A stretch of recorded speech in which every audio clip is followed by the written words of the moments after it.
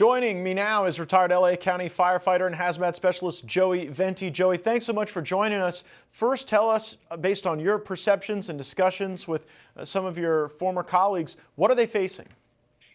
I've been on the phone with some boots on the ground, especially in Palisades, and these are hard men who've seen a lot, and they've never seen anything like this.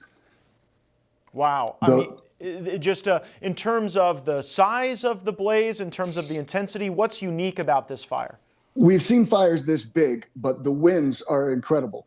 I've lived in this area my entire life. I don't remember seeing winds like this ever.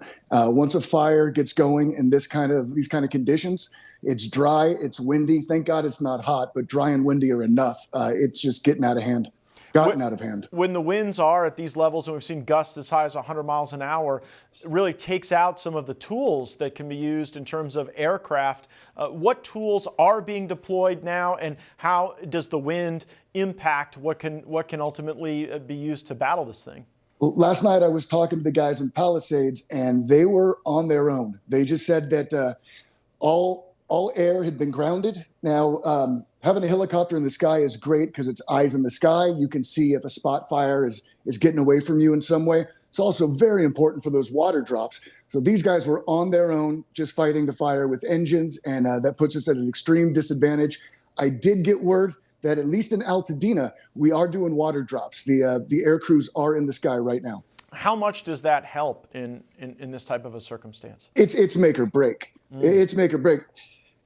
It's like we're fighting fire, 50 years ago. All of our advantages have been left on the table if we're grounded. And, LA County, they use air squads. They get their guys. They've been in Afghanistan. They've flown in Iraq. They've flown in the worst conditions. If they can't go in the air, if it's not safe for them, it's not safe for anybody. We've seen some reports that there are fire hydrants that are going dry. I've never even heard of that. Have you ever heard of that happen before? What does it mean? It never happened in my career. I did see video in Altadena where people were trying to fight a fire with a bucket brigade. I mean, that's 19th century stuff.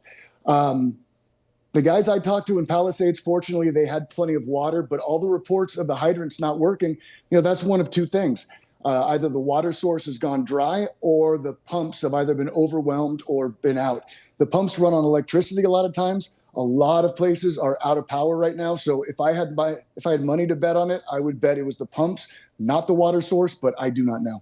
Yeah, it could be either of those. We do know that in 2014, voters in California approved a ballot measure to bond more infrastructure to create the reservoirs and the capabilities to fight wildfires. And a lot of that construction hasn't occurred.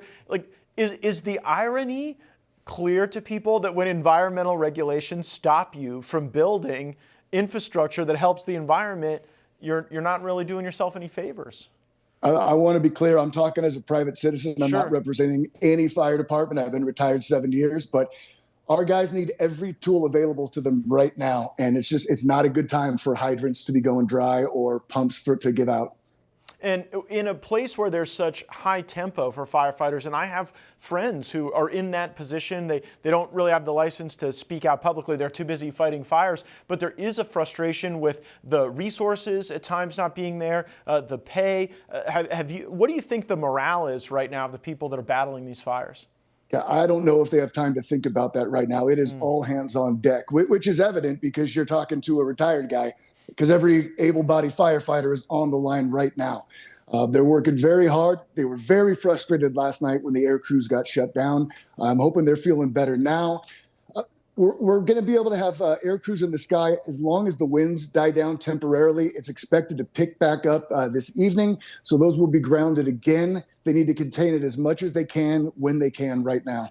It really is telling when you say that the ability to get those birds in the sky, the air support, it can be make or break. It could be the difference in loss of life or not. I know you've been in situations like this where people have had to evacuate. What tips do you give to people who are worried about where this fire might be spreading and what their evacuation options are? Even if you're not in an evacuation area, if you might be later, get your valuable documents. Get your pets, your family ready to go. Know where you're going. Do not have any illusions that you're going to protect your house with your garden hose. If they say go, go now. Don't stick around, wait too long, and get in the firefighters' way when they're trying to come up the hill. Now, when it's time to go, My advice, a lot of people forget to do this. Grab your iPhone, walk through your house, get a video of your personal belongings. You don't want to add insult to injury. If you lose your house, you don't want to have to be fighting with the insurance companies trying to prove that you really did have the TV you said you had. No, it's such a great point, and our hearts go out to certainly those who are battling this wildfire, but also those who are having to make those choices, walking through their homes, what they're going to be able to keep and not. Joey Venti, thank you for your service as a firefighter, and our prayers are going to be with all those who are impacted.